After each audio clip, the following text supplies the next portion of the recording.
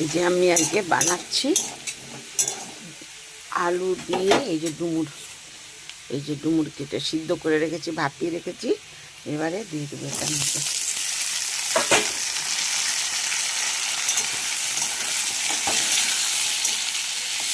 আর এটা বানাবো এই যে পোস্ত আর সর্ষে বেটে রেখেছি, এটা দিয়ে বানাবো।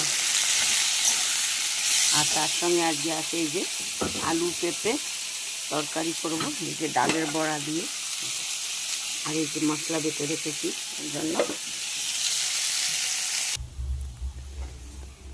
দেখো ডুমুর আর আলু দিয়ে পোস্ত দিয়ে সর্ষে দিয়ে, এর মধ্যে আবার একটা বড়ে দেখো এগুলো দিয়েছি, টপকায় দিয়েছি বড়া, যে ঝোলের উপরে ফুটে। তো এই যে বড়া হচ্ছে পেঁপের তরকারির জন্য।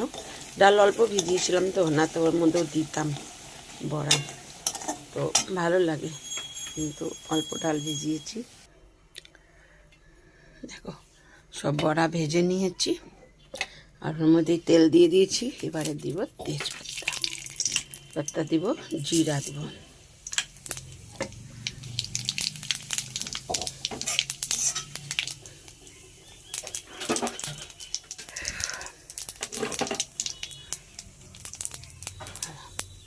দেব পেঁপে।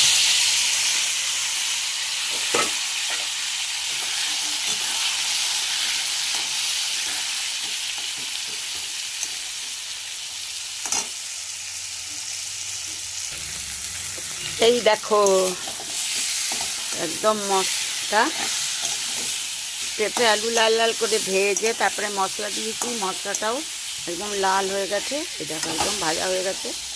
পাতলা কড়াইটা উল্টে যেতে চায়, তেল ছেড়ে দিয়েছে। এবারে দেবো জল। গুড়িয়া পড়ে যাব। বড়া আছে তো একটু টেনে নেবে জলটা।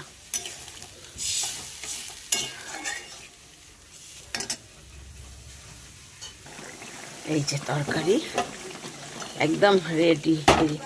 বাবা কড়াটা কেন যে উল্টে যায় বারবার। এই যে বেশি ঝোল করব না, মাও ঝোল। আর এই যে রোজ দিনের মতো বাইরে চিনি তো দিয়েছি, এই যে গরম মশলা। এই যে এটাই হলো নিরামিষ তরকারির মেন গরম মশলা। এই যে ঘি, এতে ঘি বেশি নেই, তার অনেকটা আছে। এই যে ঘি,